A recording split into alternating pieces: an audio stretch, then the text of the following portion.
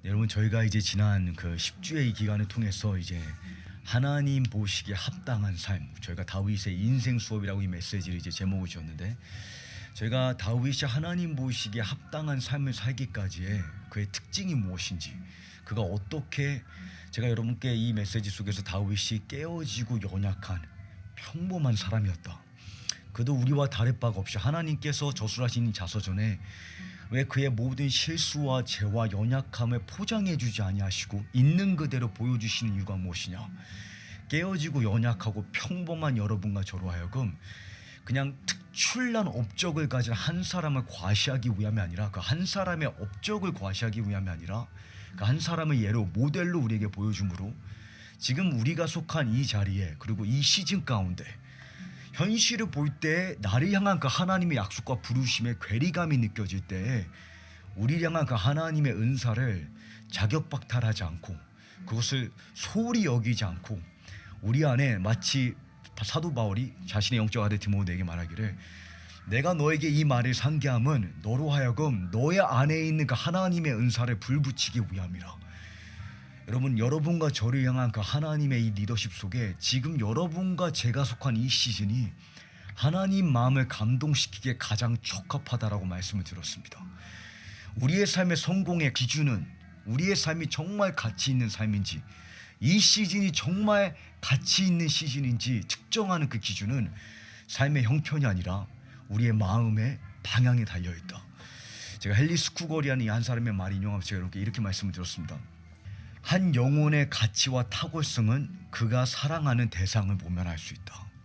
여러분과 저의 삶의 그 가치와 탁월성은 우리가 얼마나 많은 업적을 누리고 이루었냐가 아니라 우리의 마음이 무엇을 가장 소중하게 여기고 있는가, 우리의 삶 속에 진정 우리를 만족시키고 있는 것이, 우리를 진정 기쁘고 즐겁게 만드는 그 요소가 무엇인가.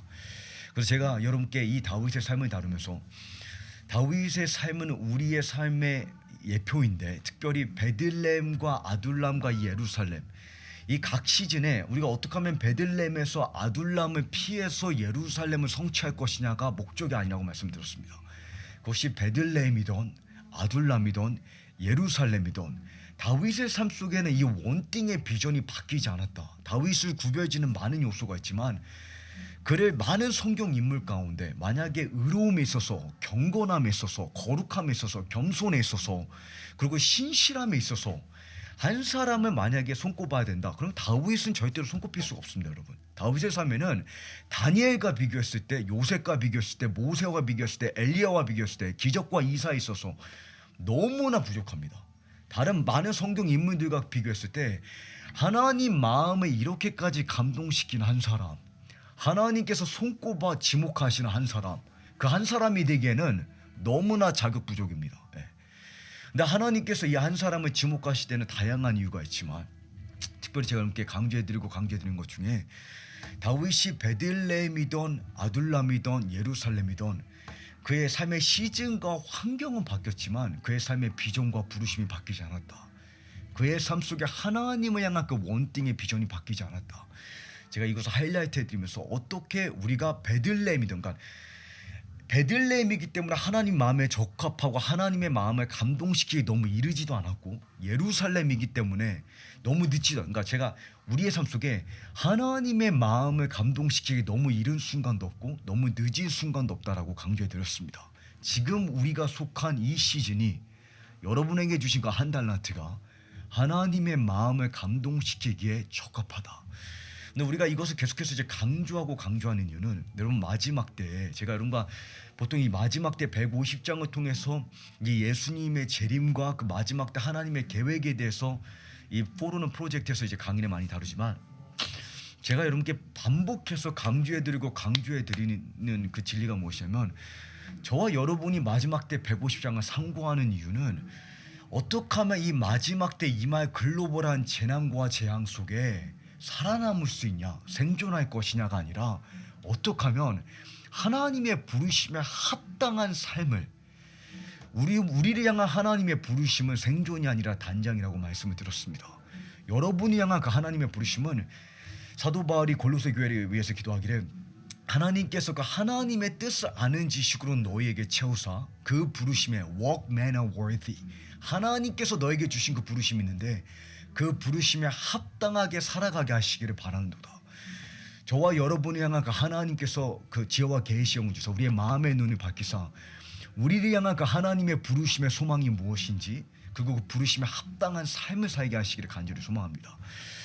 그래서 제가 이 다윗의 삶의 시리즈를 통해서 연약한 사람도 우리가 스가 12장에 그날의 연약한 자도 다윗처럼 될 것이요 연약한 자도 다윗처럼 될 수 있다.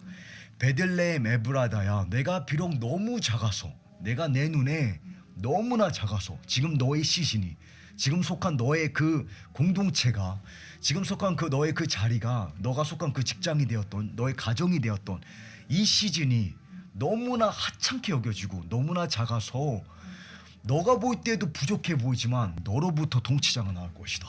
너로부터 하나님의 역사가 창조될 것이다. 여러분, 하나님은 항상 마국간에서 하나님의 역사를 시작해 가십니다. 우리가 이것을 명심하면서 어떻게 다윗이 이 첫 계명의 진리를 자신의 행복으로, 진정한 삶의 기쁨으로, 그에게는 마땅히 이루어야 될 의무가 아니라 그의 삶의 최상의 기쁨이었다는 것을 그가 깨달았을 뿐만 아니라 그것을 취하고 누렸다라는 것을 제가 이렇게 강조해드렸습니다. 그것이 다윗의 비결이다. 성경에 하나님의 사랑에 대해서 설명하고 묘사하는 선지자들이 많지만, 맞죠? 하나님의 사랑이 무엇을 의미하는지, 하나님이 우리를 얼마나 사랑하시는지, 근데 하나님을 향한 그 사랑의 감격을 이기지 못해서 하나님을 향한 그 감격에 벅차 하나님께 사랑을 고백한 사람, Lord, I love you. You are my strength. 하나님, 내가 하나님을 사랑합니다. 내가 하나님을, 그 시편 18편의 문맥에 대해서도 제가 이렇게 강조해드렸습니다. 다윗의 삶이 승승장구할 때가 아니라, 번영할 때가 아니라, 예루살렘을 호화스럽게 누리고 있을 때가 아니라, 하나님의 모든 약속이 다 성취되었을 때가 아니라 자신의 삶에 가장 비참하고 가장 수치스럽고 가장 망신스러운 순간 가운데 그 시글락에 불타고 겨우겨우 그 시글락에서 살아남아 겨우겨우 그 타협의 시즌 가운데 유다 땅으로 돌아오고 있는 그 시즌 속에 그가 하나님의 선하신 리더십을 묵상하며 하나님께서 나를 구원하신 이유가 무엇이냐, 하나님께서 왜 나를 구속하시냐, 왜 내 삶을 회복하시냐, 그의 온유하심 때문에, 그리고 나를 향한 그의 기쁨 때문에. 그러면서 제가 이 메시지 속에서 특별히 다윗의 진정 다윗되게 만든 비결은 그가 본 하나님의 마음이라고 강조해드렸습니다. 오늘날 교회에게 가장 중요한 것은 하나님에 대해 생각했을 때, 하나님, 예수님이라는 단어를 생각했을 때 우리 머릿속에 어떠한 이미지가 들어오는지, 하나님에 대한 개념이다. 오늘날 교회가 무너지는 이유도, 그 원인도 하나님에 대한 저급한 신고한, 하나님에 대한 이 개념이 축소되었기 때문에. 근데 구체적으로 다윗의 삶 속에 어떠한 개념이냐, 그 하나님에 대한 이 개념을 축소시키면 안 되냐, 하나님의 그 온유하심에 대한 개념, 하나님의 이 인자하심에 대한 영광. 모세가 하나님께 Lord, show me your glory, 하나님 나에게 당신의 영광을 보여주십시오. 그랬을 때 하나님께서 모세에게 보여주신 영광의 극치가 무엇이었습니까? 하나님께서 정의하시는, 하나님께서 생각하시는 영광이라는 단어를, 여호와의 영광이라는 단어를 생각할 때 하나님 마음속에 가장 먼저 떠오르는 단어가 무엇이냐, 여호와는 은혜로우시며 자비로우시며 노하기를 더디하시며 인자와 신실하심이 풍성이 넘쳐오르며. 인자와 신실함이 하나님 마음속 어딘가에는 있다라는 게 아니라 하나님 마음속에 가장 자연스럽게, 가장 즉각적으로 일어나는 그 하나님 마음에 들끓는 인애. 다윗은 이 하나님의 영광과 이 아름다움을 한 번 앙망한 것이 아니라 그 진수성찬에 나와 그 하나님의 인애를 아낌없이 취했고, 자신이 넘어지고 낙심하는 때 여호와여, 나를 나보다 높은 바위를 이끄소서. 하나님, 내가 넘어지는 순간이 있지만 아주 엎어지지 않을 것입니다. 여호와의 인자하심과 신실함은 나를 보존하소서. 이것이 다윗의 비결이라고 말씀드렸습니다. 다윗은 이 하나님의 진수성찬을 아낌없이 취했고, 하나님의 인자하심이 인색하지 않다는 것을, 째째하지 않다는 것을, 나는 너와 다르다. 이사야 55장에 배고픈 자는 내게로 와라. 목마른 자는 내게로 와서 마셔라. 왜 너를 만족시키지 못할 것을 너는 취하느냐? 값없이 와서 내가 너에게 주기 원하는 그 여호와의 마음을 취하고 사서 사라는 것이 시간을 투자라는 것입니다. 맞죠? 우리의 삶을 재정렬해서 우선순위를 재정렬해서 이 메시지를 듣는데, 이 메시지를 더 묵상하고 보는데, 그리고 내 입술로 선포하는데 시간을 투자라는 것입니다. 근데 값없이 주어지는 이 하나님의 마음의 진수성찬에 와서 취하고 먹으라. 그럼 하나님께서 나의 생각은 너의 생각과 다르며 나의 길은 너의 길과 다르다. 근데 구체적으로 어떠한 문맥 속에 너를 향한 여호와의 풍성한 마음, 여호와께서 기다리시나니, 너를 기다리시나니. 왜 기다리시냐? 너를 어떻게 해서든 훈계하시려고, 어떻게 해서든 너를 향한 여호와의 못마땅한 마음을 표현하시려고, 어떻게 해서든 너가 얼마나 여호와를 실망시켰는지 지적하시려고 여호와께서 너를 기다리시나니, 간절히 기다리시나니, 너에게 은혜 베풀기 위해서 간절히 기다리시느니라. 하나님을 구별지는 독보적인 영광이 무엇이냐? 미가서에 누가 우리 주와 같으리요? 하나님의 모든 신 가운데, 이방 신 가운데 구별짓는 모든 우상들 가운데 여호와 하나님을 구별지는 영광이 무엇이냐? 여호와를 구별지는 그 독보적인 아름다움이 무엇이냐? 여호와는 마지막까지 끝까지 진노를 품지 아니하시고 긍휼 베풀기를 기뻐하시나이다. 다윗이 하나님의 들끓는 인해 하나님 마음의 이 인자심이 풍성이 넘쳐 흐르고 억제할 수 없는 갈망이라고 말씀드렸습니다. 억지가 아니라 억제할 수 없는 갈망이다. 곤욕이 아니라 하나님의 영광이다. 고욕이 아니라 하나님의 기쁨이다. 하나님은 여러분보다 여러분과 더 가까이 계십니다. 이게 시편 139편에 다윗이 하나님께 고백하는 하나님의 경이로움입니다. 맞죠? 나를 향한 그 하나님의 생각은 너무 많아 감히 셀 수가 없나이다. 내가 하늘에 올라갈지나, 내 이 시즌이 음부의 자리를 펴는 것과 같을지나, 사망의 음침한 골짜기를 지나며 내가 바다 끝에 가서 거하는 것 같을지라도 거기서도 주의 오른손이 나를 붙잡으시며 여호와께서 나를 인도하시나이다. 이 진리를 깨달았을 때 악령 속에 우리가 무너지지 않고 사울과 압살롬도 우리를 파괴할 수 없는 것입니다. 사울과 압살롬을 피할 수 있는 지름길이 있다는 것이 아니라, 제가 여러분께 성령님께서, 사탄이 아니라 성령께서 예수님을 광야로 인도하셨다. 하나님께서 우리를 광야로 인도하십니다. 사탄이 아니라 하나님께서 여러분과 저를 골고다 언덕으로 안내해 가십니다. 인도해 가십니다. 이것은 하나님의 지극히 지혜롭고 아름다운 완벽한 섭리라고 말씀드렸습니다. 하나님의 리더십의 실수가 아니라 우리를 그리스도의 형상으로 빚어가기 위한, 우리 안에 그리스도의 형상을 출산하기 위한, 마치 진통의 고통은 모면할 수 없지만 이 진통의 아픔은, 이 임신부가 아기를 낳을 때가 되면 이 진통은 단지 출산의 사인이 아니라 출산을 돕는 조력자라고 말씀드렸습니다. 진통이 와야지만 아기를 낳을 수가 있는 것입니다. 마찬가지로 우리의 삶 속에 악령 속에, 사울의 악령이 되었던, 압살롬의 반역이 되었던, 시므이의 저주가 되었던 다윗은 그 속에 하나님의 지혜를 보았습니다. 그 속에 하나님의 섭리를 보았습니다. 그러므로 들끓는 하나님의 마음을 우리가 오해하면 안 되지만, 그것을 붙잡고 그것이 우리의 삶의 반석이 되어야 되지만, 반드시 하나님은 우리가 사망의 음침한 골짜기를 통과하는 길로 인도를 하십니다. 왜냐? 우리를 향한 하나님의 최고의 선은 우리 안에 그리스도의 형상을 빚어가는 것이기 때문에.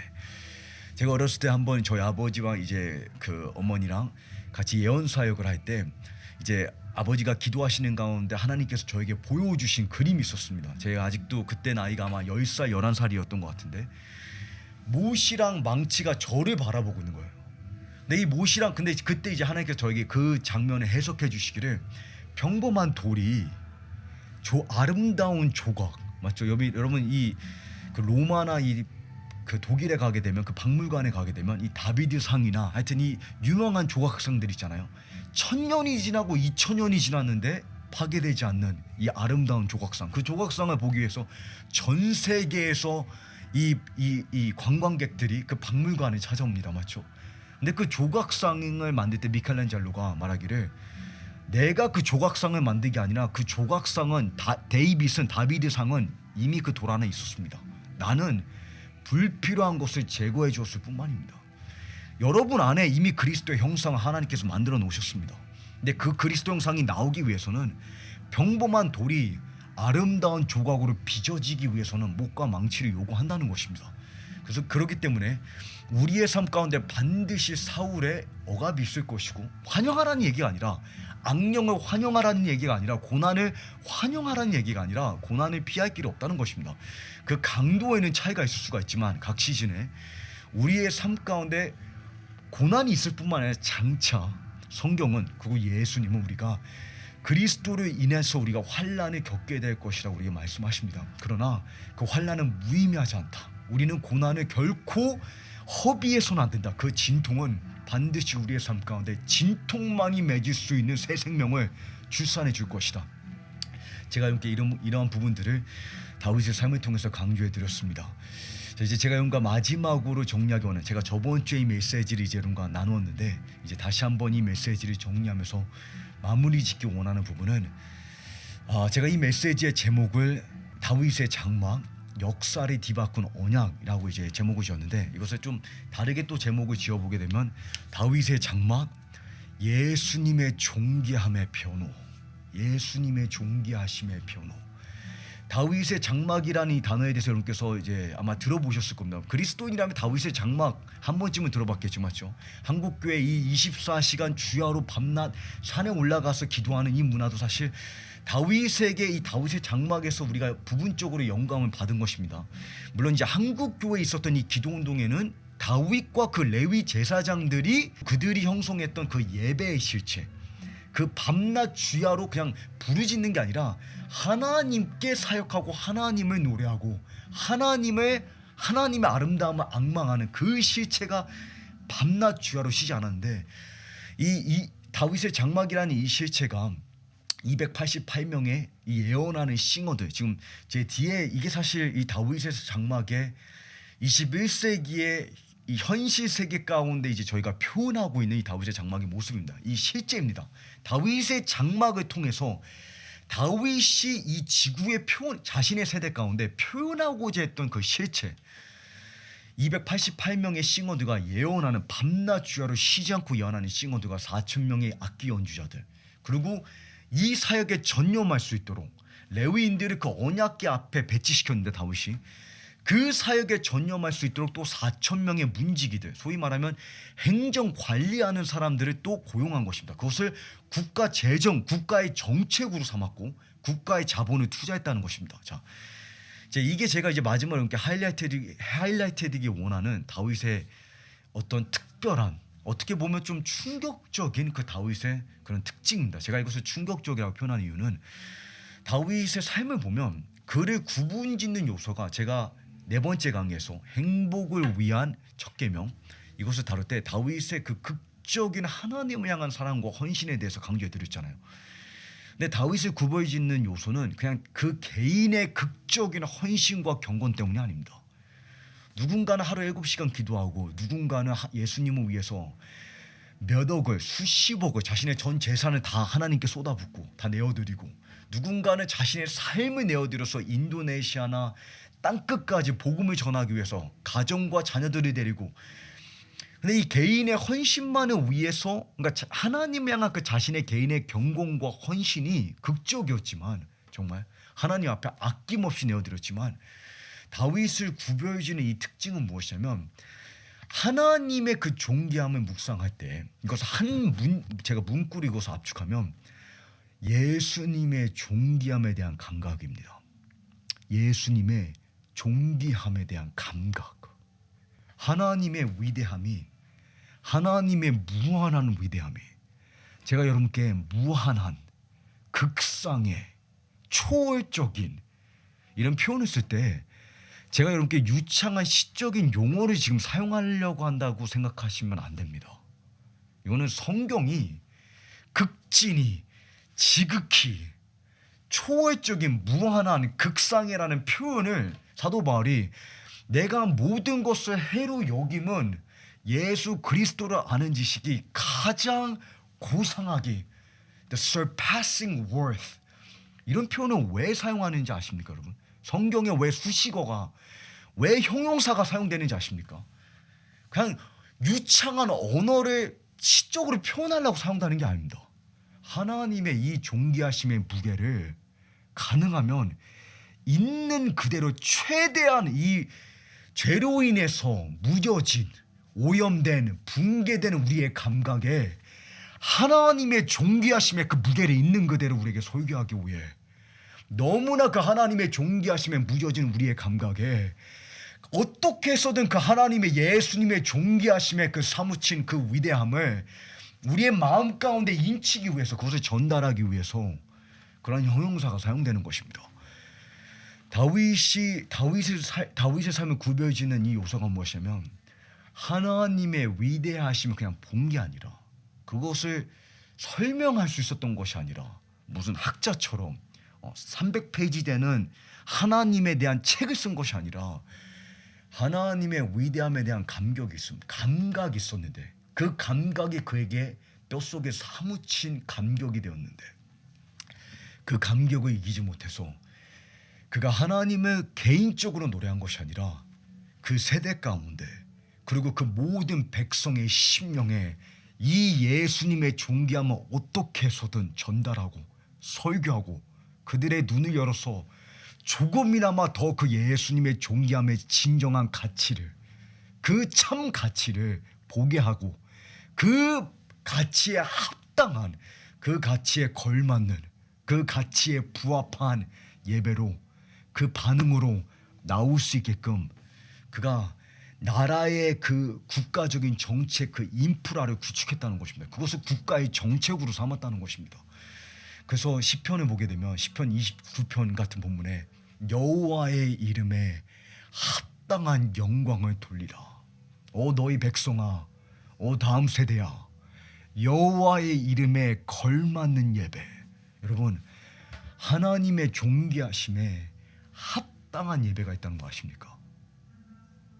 주일날 와서 찬송가 5곡 부르고 헌금 11조 드리고 설교 40분 전하고 축도 기도 마치고, 하나님의 존귀하심에, 그 무한한 존귀하심에, 그 하나님의 극상의 가치에, 만약에 우리의 눈이 정말 열려서 이사야처럼 스라트처럼 우리의 눈이 열려서 예수님을 그 있는 그대로 보일 수 있다면, 그리고 그것을 우리의 세대 가운데 풀어낼 수 있다면, 대부분의 사람들은 우리가 보통 나를 향한 하나님의 부르심이 무엇일까요? 나를 향한 하나님의 배우자가 누구일까요? 나를 향한 하나님의 계획은 무엇일까요? 우리는 너무나 오랜 시간 내가 삶의 주 관심사입니다. 나. 천상의 실체에 올라가 보면 보좌 중심에 하나님 아버지와 예수님이 앉아 계시고, 그 성령께서 불기둥으로 그 보좌 주변을 둘러싸고 있고, 그 주변으로 24장로가, 우리는 주변에 앉아서 예수님을 앙망하라고 존재하는 것입니다. 그 주님을 앙망했을 때 내가 안 중요하다는 것이 아니라 내 삶을 향한 하나님께서 주신 직장과 일터와 내가 감당해야 될 직분과 역할과 어머니로서, 또 직장의 직장인으로서, 또 사업체 한 또 그 리더로서, 또 교회 안에 그 목회자로서, 또는 권사로서, 이런 모든 것들이 중요하지만 우리는 때로 하나님의 임무를 수행하는 것을 우리의 비전으로 삼을 때가 있습니다. 심각한 오류입니다. 하나님을 위해서 무언가를 행하는 것을 우리의 삶의 궁극적인 목적으로 삼을 때가, 그것이 실수입니다. 성경의 에덴 동산부터 새 예루살렘까지 하나님께서 천지를 왜 지으셨을까? 다윗은 지금 그것을 물었던 것입니다. 베들레헴에서 아둘람을 피해서 예루살렘을 이제 그러면 내 꿈이 이루어졌다. 예루살렘에 와서도 꿈이 안 이루어졌습니다. 왜 꿈이 안 이루어진지 아십니까? 지금 사무엘하 7장에 나단 선지자에게 다윗이 먼저 찾아가서, 나와 내 자녀들은 이 백향목으로 지은 이 화려한 궁전에 사는데 어떻게 해서 천지를 지으신 만군의 여호와의 언약궤가 저 장막에, 저 호라한 저 텐트에 저기에 있냐? 하나님의 존귀하심을 생각할 때 어떻게 저것이 걸맞는 하나님의 성전이냐. 하나님의 그 가치를 생각했을 때 그 감격을 이기지 못하는 다윗의 열성이 있었습니다. 예수님의 존귀하심에 대한 열성, 여호와의 집을 위하는 열성이 나를 집어삼켰느니라. 그렇기 때문에 예루살렘을 취했는데도 꿈이 이루어지지 않은 것입니다. 예루살렘보다 더 위대한 꿈이 존재합니다. 그러한 자만이 하나님 마음에 합한 자가 될 수 있습니다. 그러했기 때문에 사도행전 13장은 다윗이 하나님의 마음에 헤아렸을 뿐만 아니라 하나님 마음에 갈망이 있습니다. 하나님께서 빛이 있으라 선포하게끔 하신 그 하나님 마음에 불타는 소원이 있습니다.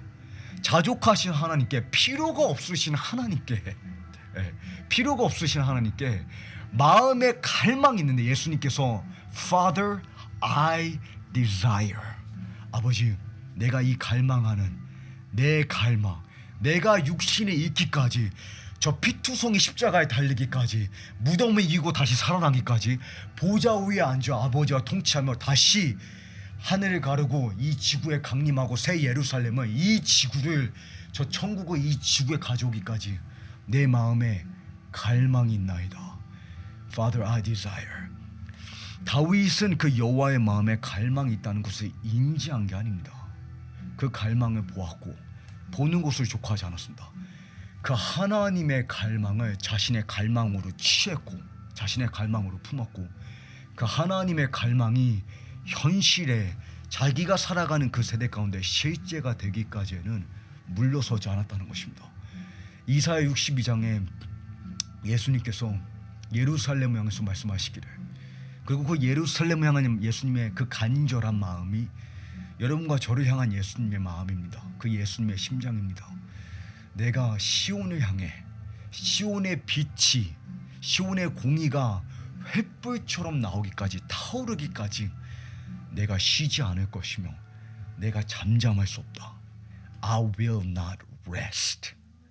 내가 쉬지 않을 것이다. I will not be silent. 내가 잠잠할 수 없다. 하나님은 우리를 향한 그 하나님의 갈망 때문에 쉴 수가 없고 잠잠할 수 없다고 하십니다. 근데 우리는 너무 쉽게 만족합니다. 너무 쉽게 만족합니다. C.S. 루이스가 그것을 정확하게 진단하고 정확하게 우리에게 지적했습니다. 우리를 볼 때 하나님께서 오늘날 교회에 문제 삼으시는 부분은 우리의 갈망이 더 만족하고 싶은, 더 행복하고 싶은 이 우리의 갈망이 너무 지나친 것이 아니라 우리는 너무 시시한 것들에 너무 쉽게 만족하는 것이 우리의 문제입니다.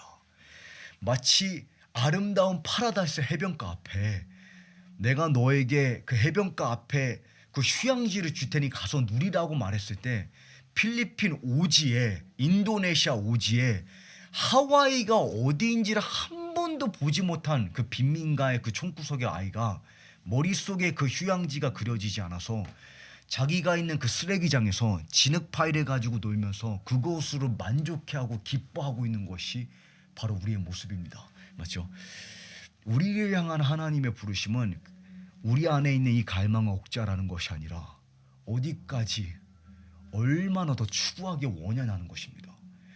다윗은 하나님 안에 있는 그 갈망을 보았고 그 갈망은 그 세대적인 정책으로 그 세대 가운데, 여러분 다윗이 그 다윗의 장막을 통해서 휘장을 찍고 언약궤를 보는 것이 그 불법입니다. 맞죠? 그 어떻게 율법적으로는 그래, 하나님께서 모세에게 성막의 설계도를 주셨을 때 휘장의 그 디자인을 하나님께서 주신 데는 이유가 있습니다.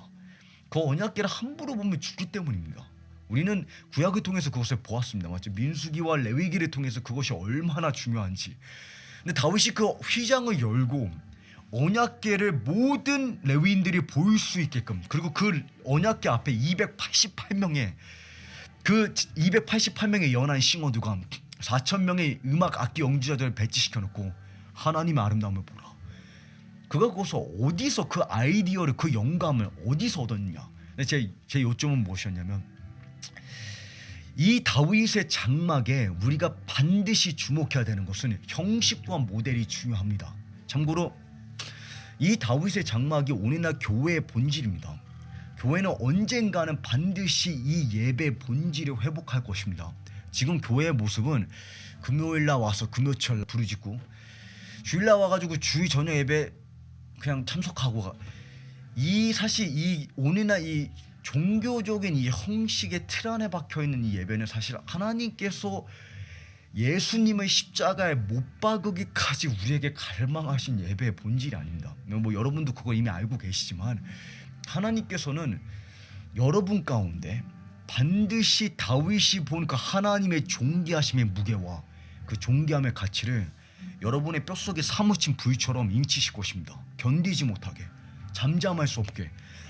저는 지금 여러분에게 뭐 풀타임 사역장, 종수 형제처럼, 믿음교회 종수 형제처럼 음악을 잘하는, 노래를 아주 잘하는, 음악에 관심이 아주 많은 싱어, 찬양 리더, 지금 이걸 얘기하는 게 아닙니다. 다윗의 장막을 가져온 이는 그것을 그 여호와의 초소를 마련하기까지 그가 견디지 못했던 이유는 그가 음악에 지나친 관심과 지나친 사랑이 있었기 때문이 아니라 하나님의 존귀하심에 물러설 수 없는 감격이 있었기 때문입니다. 견딜 수 없는 감격이 있었기 때문입니다. 그 감격이 우리의 뼛속에 사무친 불이 되면 우리는 모든 것을 다 동원해서, 모든 것을 다 쏟아부어서, 모든 것을 아낌없이 베다니 마리아처럼 깨트려서 하나님의 초소를 마련하는 일에 전부를 다 투자할 것이고 결코 그것을 희생이라고 부르지 아니할 것입니다. 근데 제가 주목할 것은 제 강의안 속에 제가 이렇게 이것을 자세하게 설명이 드러나지만 형식과 모델이 중요합니다. 그리고 이 형식과 모델 24시간 주야로 하나님께 사역하는 것. 다윗이 언약궤 앞에 제사장들이 배치시켰을 때는 그냥 백성의 필요, 백성이 죄의 용서받아야 되니까 그 백성의 필요를 공급하기 위해서 그냥 어떤 수단을 위한 그 목적이 아니었습니다.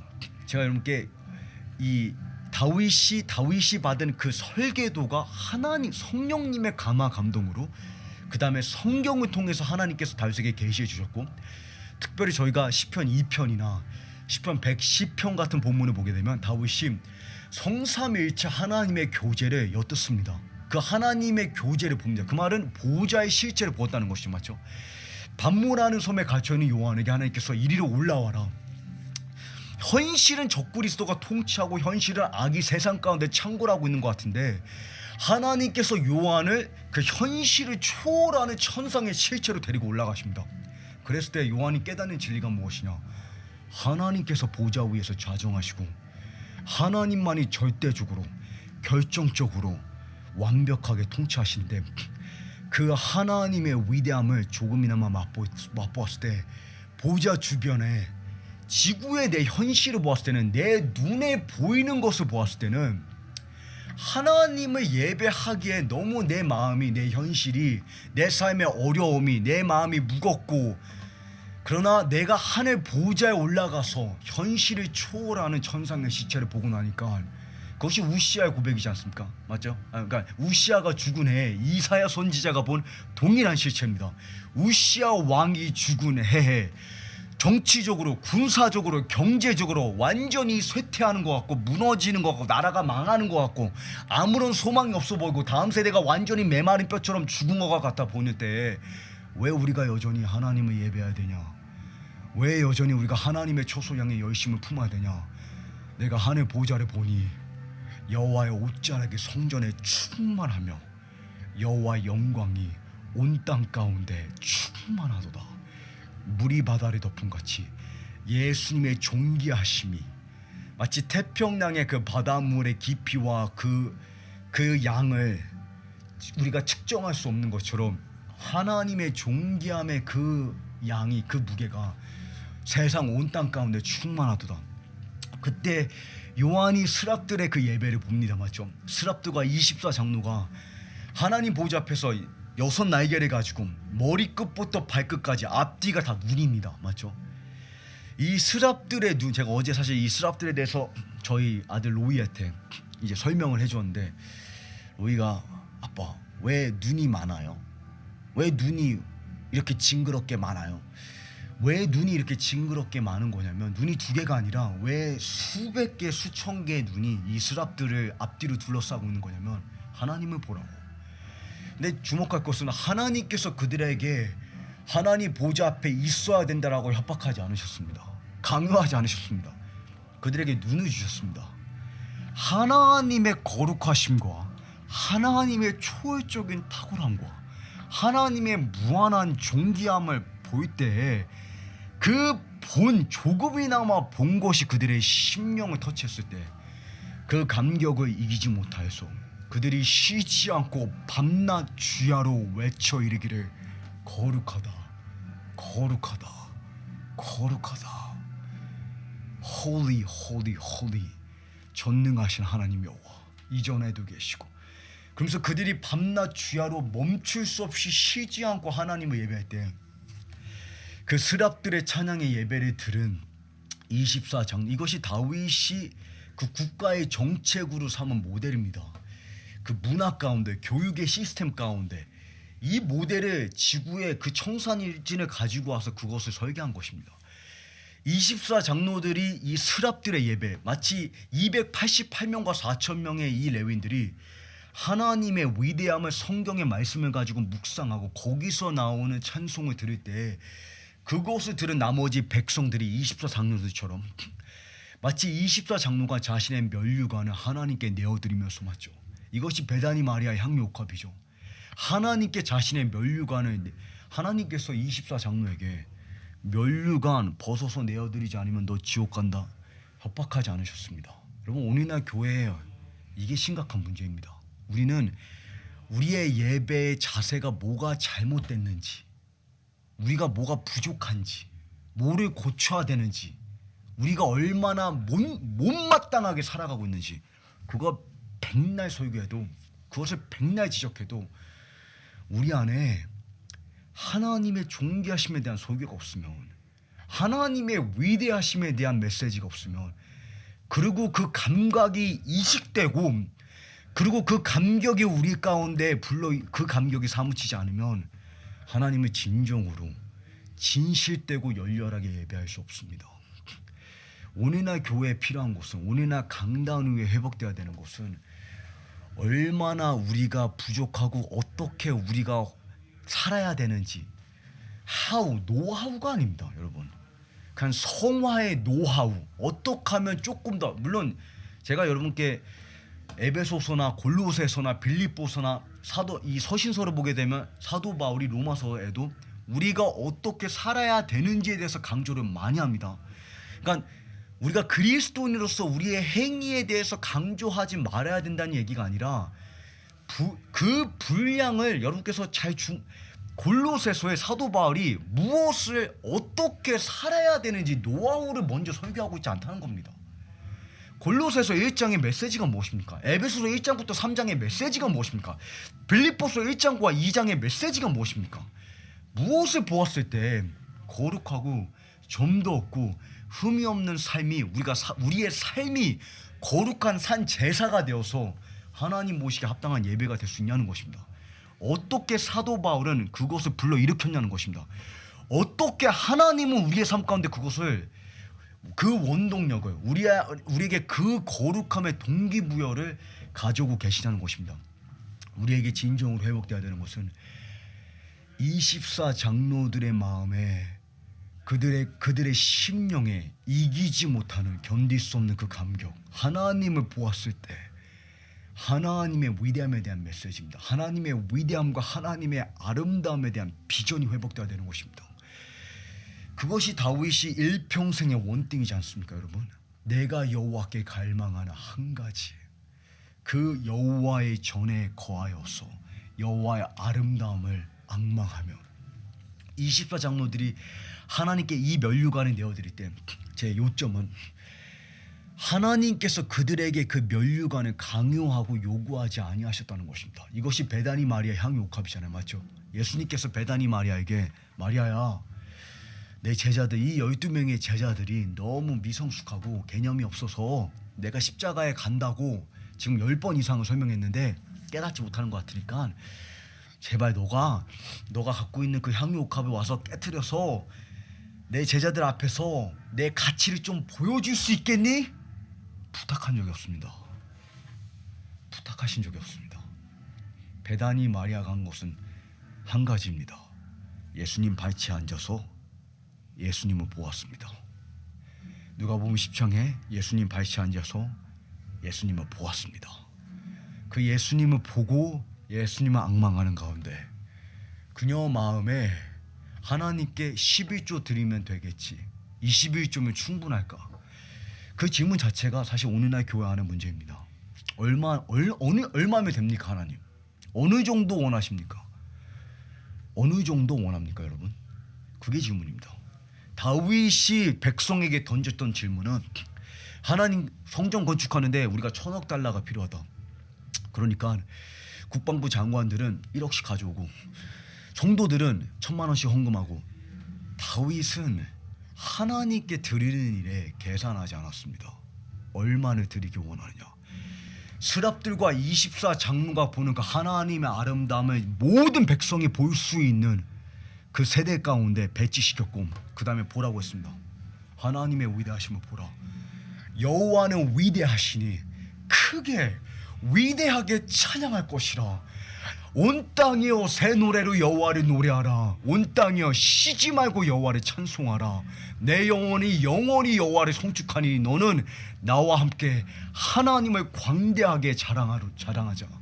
Oh magnify the Lord with me. 나와 함께 하나님의 광대하심을 송축하자. 여호와는 위대하시니 시편 96편에 지극히 여호와를 찬양하라. 지극히 대충이 아니라 무미건조하게 아니라 지극히 여호와를 찬양하자. 이것이 다윗을 구별짓는 요소입니다.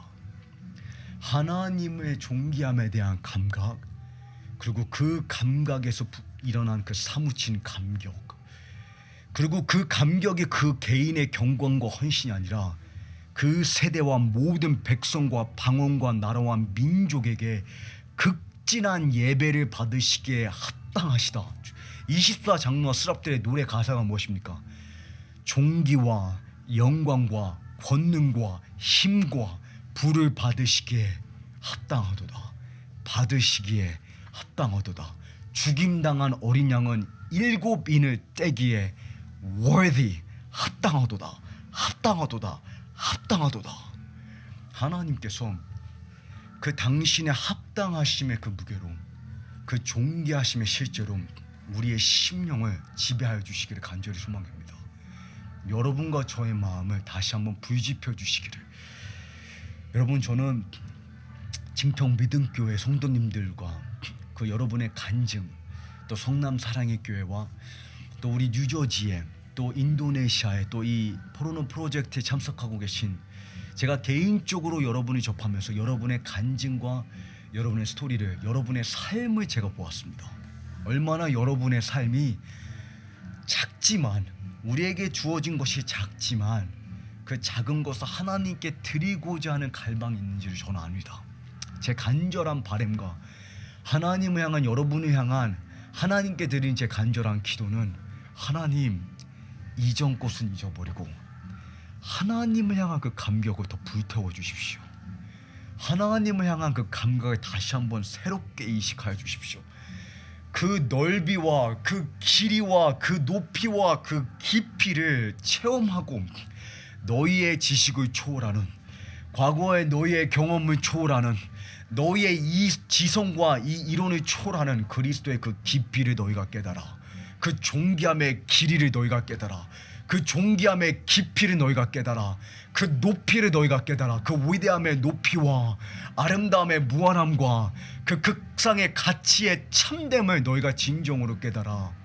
하나님께서 너희의 충만함으로 하나님께 충만히 내어드리게 하시기를 간절히 바라노라. 그것이 우리를 향한 하나님의 기름 부으심이 되기를 간절히 소망합니다. 하나님께서 우리를 그러한 기름 부으심으로 기름 부어 주시기를 간절히 소망해 봅니다. 그래서 제가 여러분께 강조해 드리기 원하는 것은, 오늘날 교회에 필요한 것은, 절실히 교회에 필요한 것은 이 다윗의 장막의 모델과 형식을 하나님께서 회복하실 것입니다. 마치 모세가 신의 산에 올라가서 하나님께서 내가 너에게 보여준 그 청사진대로 내가 너에게 준 그 모델과 형식에 따라서 너는 설계하라. 모양과 형식을 하나님의 아이디어였습니다. 이해가 가시죠? 다윗의 장막의 그 형식과 모델이 오늘날 교회 안에 회복되어야 되는 것은 하나님의 아이디어입니다. 하나님의 계획입니다. 근데 저희가 이 다윗의 삶을 통해서 반드시 캐치하고 붙잡아야 되는 것은 그냥 형식과 모델이 아니라 하나님의 존귀함에 대한 감격, 하나님의 존귀함에 대한 그 감각, 그것을 우리가 회복해야 됩니다. 그러므로 다윗이, 제가 이제 여러분께 이 말씀을 읽어드리고 이 메시지 이제 마치기를 원하는데, 다윗이 이스라엘 백성을 총동원해서 온 힘을 다해서 이 하나님의 초소를 마련하는데 일평생을 매진했는데, 자신의 삶을 다 투자했는데, 역대상 15장 16장이 이 하나님의 24시간 예배하는 이 레위 제사장적 사역, 이것에 대해서 이제 자세하게 설명해주고 있고, 역대상 29장이 다윗이 이 하나님을 예배하는, 주야로 예배하는 이 실체를 위해서 성전을 건축하기 위해서 온 이스라엘을 소집하고 비전 캐스팅하는 장면입니다. 이 하나님의 이 주야로 예배하는 일을 이 세대 가운데 영구적인 밤낮 주야로, 그리고 영원히, 하나님 우리에게 이것을 멈추라고 말씀하신 적이 없습니다. 이 영원히 이 실체를 지탱하기 위해서 성전을 건축하기 위해 모든 백성에게 비전 캐스팅을 하는데, 그들에게 요구하는 한 가지, 자족하신 하나님께, 천지를 지으신 전지전능한 하나님께, 필요가 없으신 하나님께 여러분과 제가 드릴 수 있는 한 가지, 그것이 무엇이냐? 자원하는 심령입니다. 자원하는 마음입니다. 다윗이 백성에게 이것을 요구합니다. 하나님께서 여러분과 저에게 이것을 인쳐주시고, 이러한 이 하나님 향한 감격이 우리의 뼛속에 사무친 불이 되어서 여러분이 무엇을 하시던지 간에, 어디에서 하나님께서 어떠한 임무를 맡기시던지 간에 이 하나님의 존귀함을 표현하고 세대 가운데 설교하고, 그 세대가, 여러분과 제가 속한 이 세대가, 이 세대를 향한 하나님의 뜻, 이 세대가 그 예수님의 존귀하심에 걸맞는 예배로 나아오기까지 물러서지 않고 잠잠할 수 없고 견딜 수 없는 하나님께서 그 열성을 인쳐주시기를 간절히 소원해 봅니다.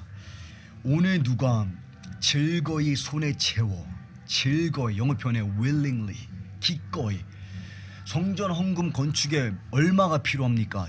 다윗이 자기의 개인 재정 1,000억 달러를 투자했습니다. 오늘날로 따지면 100조가 넘는 돈인데, 다윗은 그것을 희생이라고 여기지도 않았고 그것을 자랑하지도 않았습니다. 근데 백성에게 즐거이, 기꺼이, 손에 가득 채워 여호와께 드리겠느냐? 이에 모든 지도자들과 이스라엘의 모든 지파의 지도자들이, 모든 백성을 보이십니까?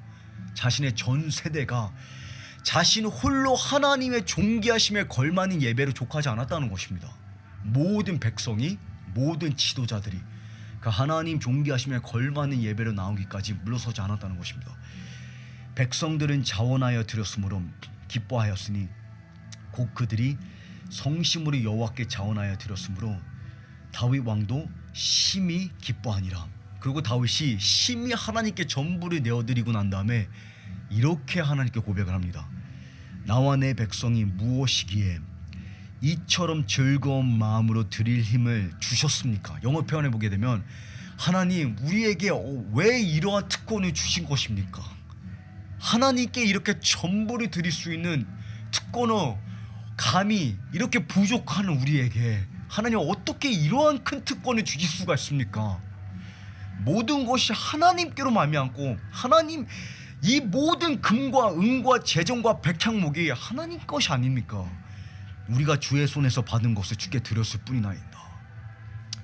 자족하신 하나님께 우리만이 드릴 수 있는, 여러분만이, 한 달란트를 가진 여러분만이 드릴 수 있는 그 한 가지가 있습니다. 바로 자원하는 심령. 그 자원하는 심령의 실체가 24시간 밤낮 주야로, 그리고 영원토록, 그것이 이 지구에, 여러분 예수님 다시 오셔서 천당 가면 천당 가는 게 목적이 아닙니다. 천국이 존재하는 이유가 무엇입니까? 천국의 목적이 무엇입니까? 우리가 신앙생활을 오랜 시간 동안 해오다 보면 이러한 매너리즘에 빠질 수가 있습니다. 삶이 벅차고 현실에 너무나 많은 어려움이 있고 삶 속에 너무나 많은 부당한 대우와 너무나 많은 실망과 너무나 많은 실패와 너무나 많은 어려운 관계와 너무나 무겁고 힘들다 보면 우리도 모르게 그냥 포기하지 말고 예수님만 믿고 지옥만 가지 말자.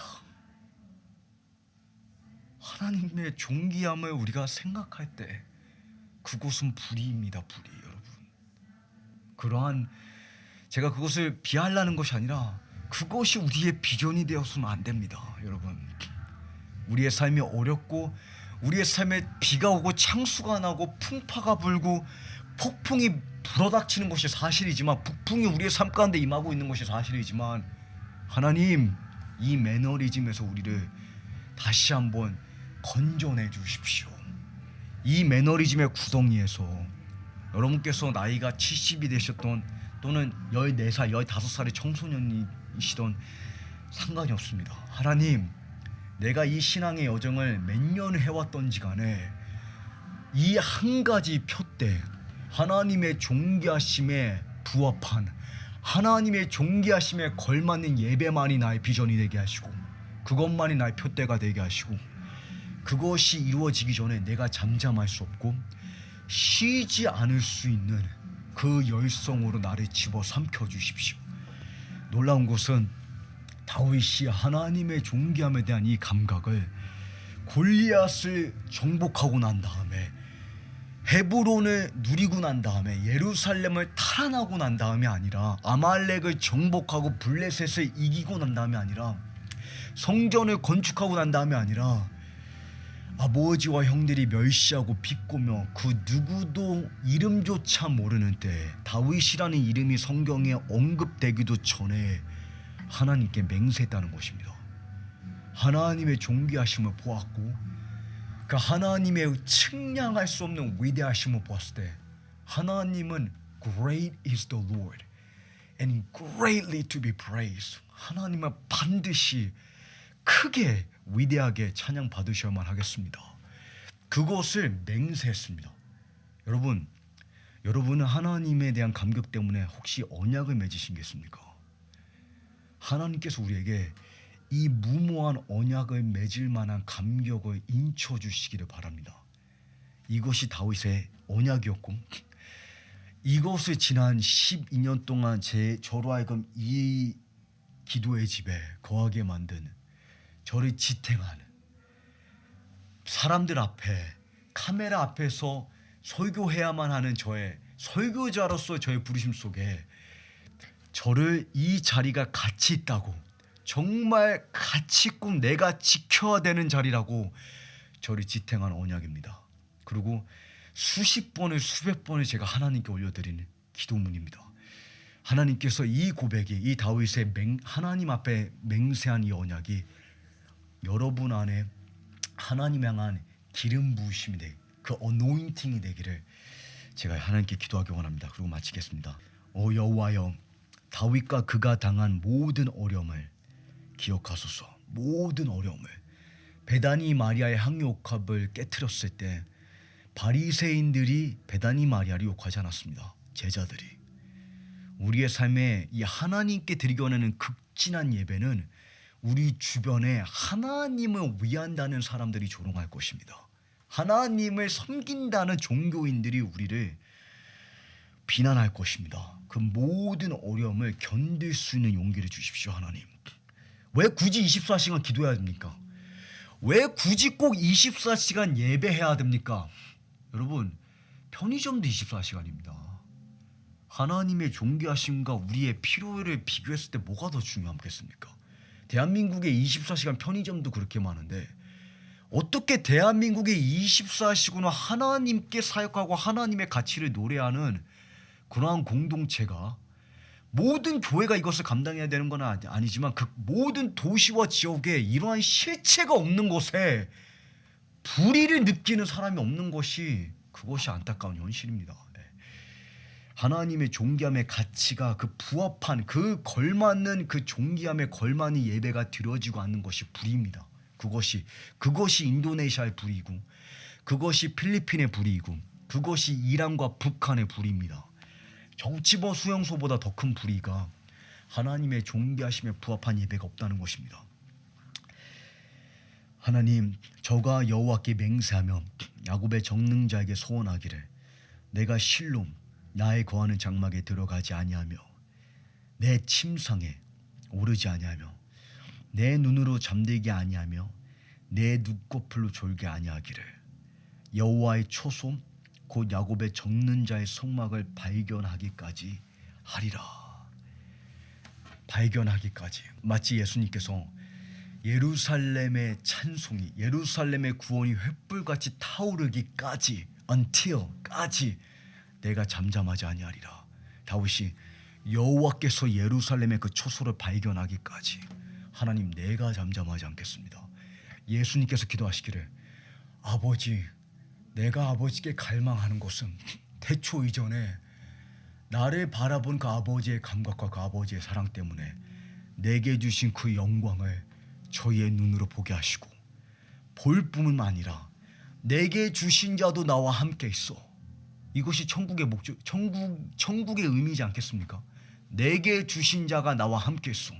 함께 있는 것이 근데 궁극적인 목적이 아닙니다. 영광을 보는 것도 궁극적인 목적이 아닙니다. 궁극적인 목적이 무엇이냐? 26절에 나를 향한 아버지의 사랑이 그들 안에 있게 하여 주십시오. 언젠가 예수님을 앙망할 때 아버지가 느끼는 감격을 저와 여러분이 느낄 것입니다. 그리고 그 예수님의 존귀하심에 걸맞는 그 예배로 그 열렬한 예배로 예수님을 사랑할 것입니다. 여러분 언젠가 여러분과 제가 성부 하나님만큼 예수님을 사랑하는 날이 올 것입니다. 근데 언젠가를 그냥 미지근하게 그냥 수동적으로 기다리지 않을 수 있기를 간절히 소망해 봅니다. 다윗은 그 예수님의 갈망을 자신의 원띵으로 육신화한 것입니다.